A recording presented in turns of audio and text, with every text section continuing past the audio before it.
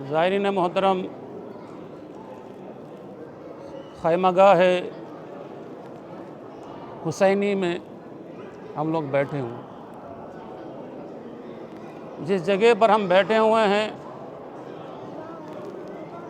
اسی زمانے میں یہاں خیمے لگے ہوئے تھے۔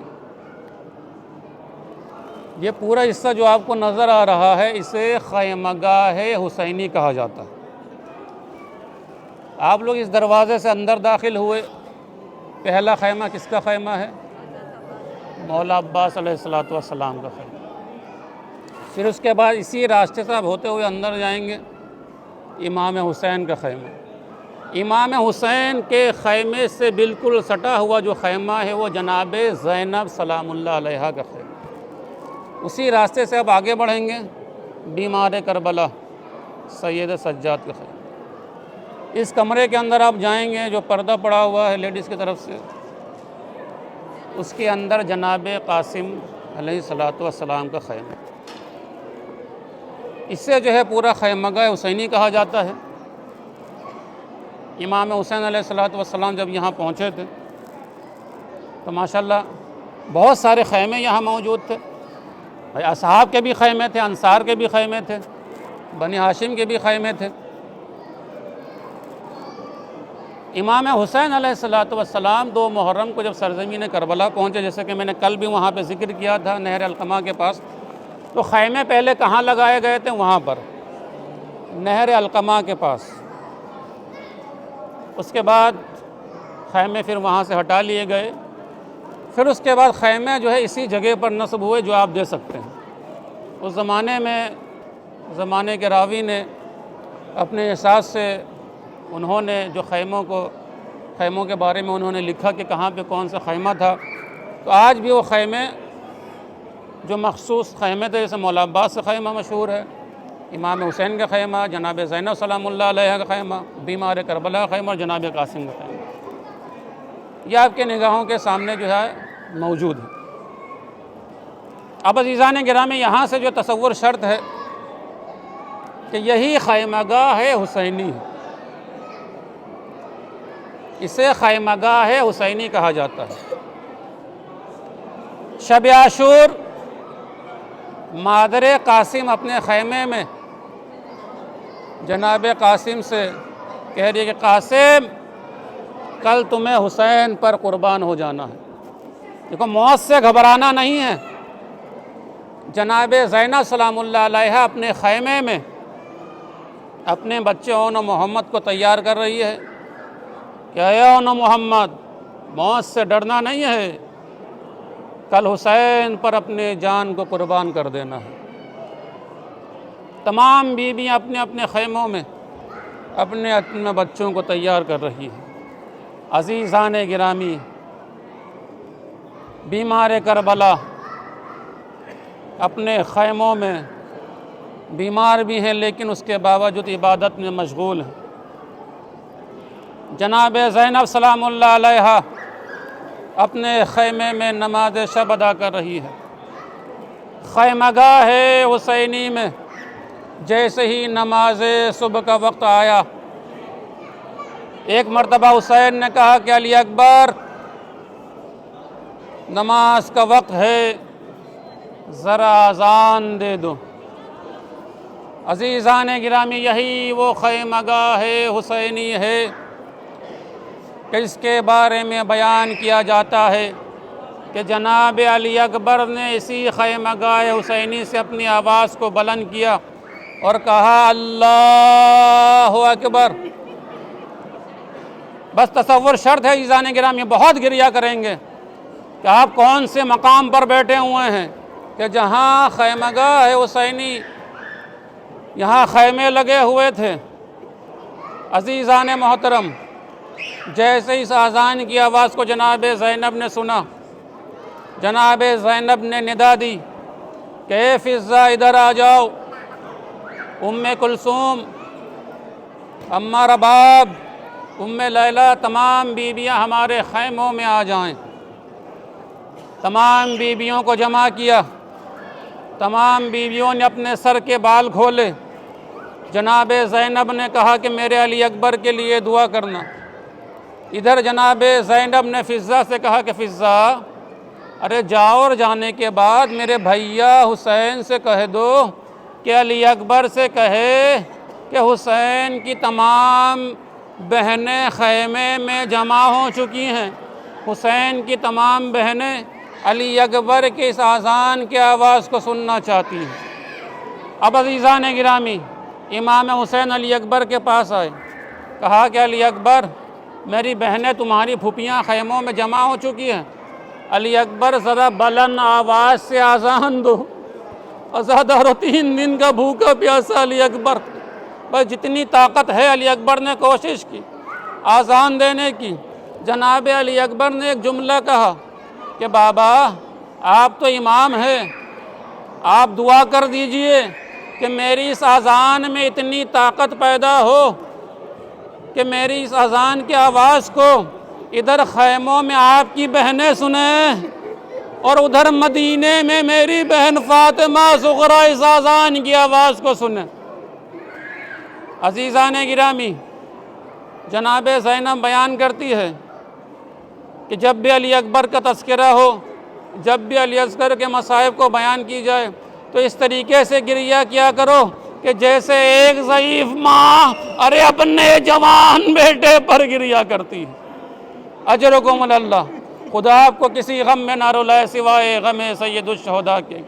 عزیزان گرامی، جناب علی اکبر نے کہا کہ بابا آپ تو امام ہیں، بابا آپ دعا کر دیجئے کہ میری آواز میں اتنی طاقت پیدا ہو جائے۔ علی اکبر کی خواہش پوری ہوئی۔ عزیزان گرامی، علی اکبر نے اذان دی، اللہ اکبر۔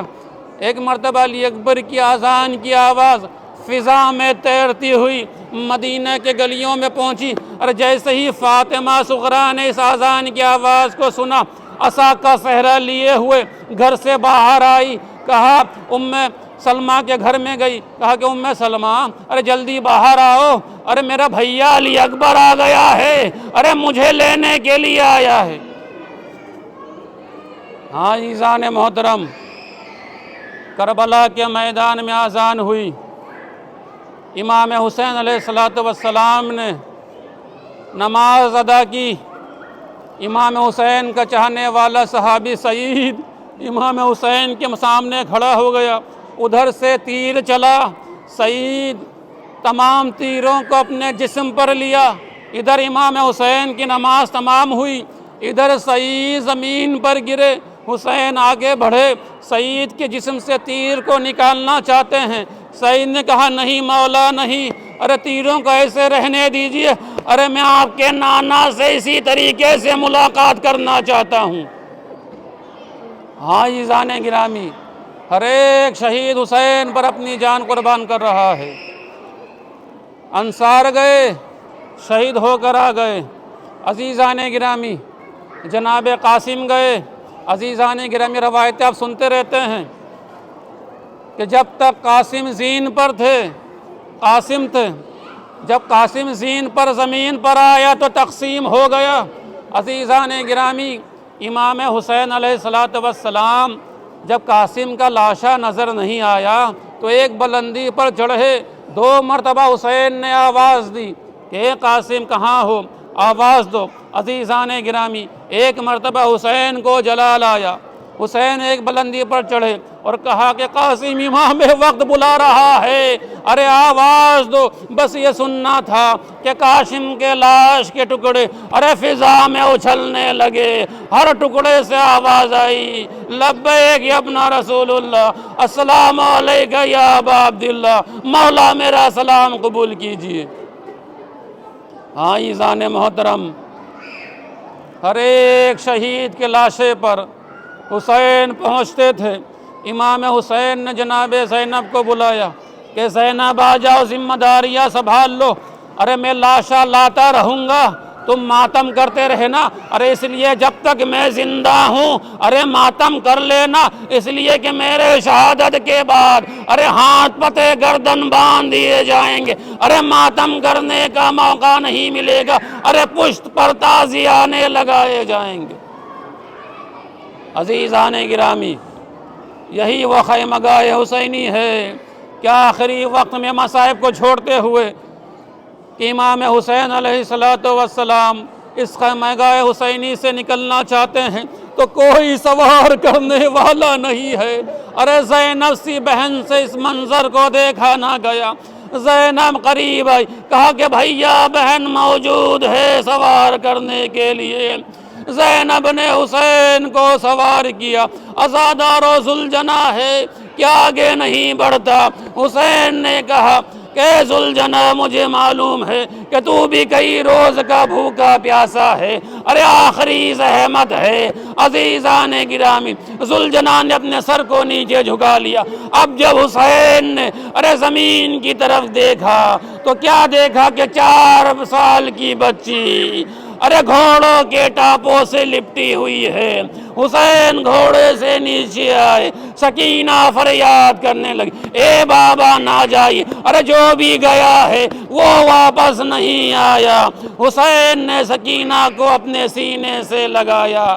عزیزان گرامی، حسین میدان کارزار کی طرف گئے، دشمنوں کو واصل جہنم کرتے رہے۔ ندائے غیبی آئی، اے حسین اپنے تلوار کو نیام میں رکھ دو۔ عزادار حسین نے تلوار کو نیام میں رکھنا تھا کہ دشمن کی فوج آگے بڑھی، جس کے ہاتھ میں جو کچھ تھا اس کے ذریعے سے وہ حملہ کرنے لگا۔ عزادار حسین شہید ہو گئے۔ کربلا کے میدان میں شام غریب آ گئی۔ عزیزان محترم، روز عاشور تک، شب عاشور تک مولا عباس خیموں میں پہرا دے رہے تھے، لیکن جب شام غریب آئی تو جناب زینب پہرا دے رہی ہے۔ عزادارو، یہی وہ خیمہ گاہ ہے کہ جہاں خیمے پہ خیمے جل رہے ہیں۔ حمید ابن مسلم بیان کرتا ہے کہ میں نے دیکھا کہ ایک شیر دل خاتون ایک خیمے میں داخل ہوئی، ایک بیمار کو اپنے کندھوں پر رکھ کر گھر سے باہر آئی۔ وہ کوئی نہیں بلکہ ہمارے چوتھے امام تھے۔ زینب نے بیدار کی، سجاد ایسے وقت میں کوئی بھی سوتا ہے، لاشا تمہارے باپ کا پامال ہوتا ہے۔ عزادارو، خیمے پہ خیمے جل رہے ہیں۔ راوی بیان کرتا ہے کہ میں نے دیکھا کہ ایک ننھی سی بچی ہے کہ جس کے کرتے کے دامن میں آگ لگی۔ میں اس بچی کے قریب گئی اور اس کے کرتے کا دامن کا آگ بجھائی۔ عزیزان گرامی، وہ ننھی بچی کہنے لگی، اے شیخ، جہاں تو نے میرے کرتے کی دامن کی آگ بجھائی ہے، بس مجھے نجف کا راستہ بتا دے۔ کہا نجف جا کر کیا کرو گی؟ کہاں وہاں ہمارے دادا علی ہے، جا کر وہاں فریاد کروں گی۔ عزیزان گرامی، شام غریب آ گئی۔ زینب کو بھائی کی وصیت آئی، زینب آخری وقت میں بچوں کا خیال رکھنا۔ زینب نے بچوں کو گننا شروع کیا، سکینہ نظر نہیں آ رہی۔ زینب آگے بڑھی، آواز دیتے گئی، اے سکینہ کہاں ہو؟ اے میری بھیا کی امانہ سکینہ کہو۔ ایک نشیب سے آواز آئی، زینب ذرا آہستہ بولو، سکینہ میرے سینے پر سو رہی ہے۔ زینب آگے بڑھی، ایک سوال کیا، اے بی بی، لاش کی پہچان تو یا تو اس کے سر سے ہوتی ہے یا تو اس کے کپڑے سے۔ تمہارے بابا کے جسم میں نہ سر ہے نہ لباس موجود ہے، اس اندھیرے میں اپنے بابا کو کیسے پہچانا؟ جناب سکینہ کہنے لگی، اے پھوپھی اماں، جب میرے کرتے کے دامن میں آگ لگی، میں اپنے بابا کو یاد کرتے ہوئے دوڑتی ہوئی چلی جا رہی تھی کہ ایک نشیب سے آواز آئی، الیہ الیہ یا بنی، اے سکینہ میری آغوش، انا للہ و انا الیہ راجعون۔